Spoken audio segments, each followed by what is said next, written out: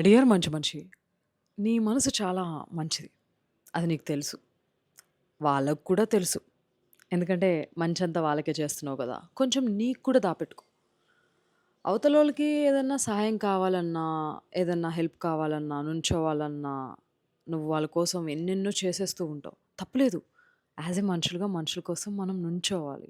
చాలా థింగ్స్ చేయాలి. కానీ ఎంతవరకు చేస్తున్నావు? ఎవరి కోసం చేస్తున్నావు?